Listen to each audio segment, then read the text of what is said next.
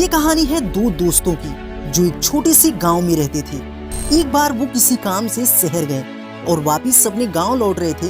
उनके गांव तक पहुंचने के लिए उनको एक घने जंगल से होकर के गुजरना था और जब वो जंगल से गुजर रहे थे तो एक दोस्त को प्यास लगी और पानी ढूंढने के लिए वो रास्ता भटक गए। थोड़ी ही देर में शाम हो गई और रात होने वाली थी। दोनों की नजर एक गुफा पर पड़ी जो पेड़ों से घिरी हुई थी चारों तरफ से। उन्होंने सोचा कि यही जगह ठीक है रात बिताने के लिए, तो दोनों ने कुछ लकड़ियां इकट्ठी करी और उस गुफा के अंदर गए और आग जला करके बैठ गए। रात का वक्त था, गुफा के अंदर आग जल रही थी, बाहर बिल्कुल अंधेरा था और कुछ जानवरों की आवाजें आ रही थी। तो उन दोनों में से जो एक दोस्त था वो अंदर ही अंदर डरने लगा, क्योंकि उसने भूत प्रेतों की बहुत कहानियां सुनी थी कि रात के वक्त जंगल में कुछ भयानक आत्माएं भटकती हैं और उनको कोई भटका हुआ आदमी मिल जाए तो उसको वो नहीं छोड़ती। तो जब उसने भूत प्रेतों की बात अपने दोस्त से करी तो उसके दोस्त ने हंसते हुए कहा कि क्या तुमने कभी भूत देखा है? तो उसने कहा नहीं, मैंने देखा नहीं है, लेकिन मेरे जान पहचान के लोग हैं जिन्होंने देखा है। तो उसके दोस्त ने उसको समझाने की बहुत कोशिश करी कि यार ऐसी सुनी सुनाई बातों पर विश्वास नहीं करते हैं, अब तू सो जा और मुझे भी सोने दे, मुझे नींद आ रही है। और इतना कह करके उसका दोस्त वहीं पर लेट गया और थोड़ी देर बाद वो सो गया। लेकिन वो जो अंदर से डरा हुआ था वो लेट तो गया, लेकिन उसको नींद नहीं आ रही थी। उसको लग रहा था कि शायद यहाँ पर कहीं कोई है जो छुप करके कहीं से उसको देख रहा है।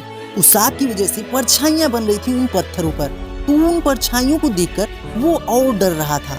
फिर कुछ घंटे तक ऐसे ही चलता रहा। कुछ देर बाद क्योंकि वो थका हुआ था तो उसको नींद आ गई। लेकिन नींद आने के कुछ देर बाद ही उसको एक सपना आया।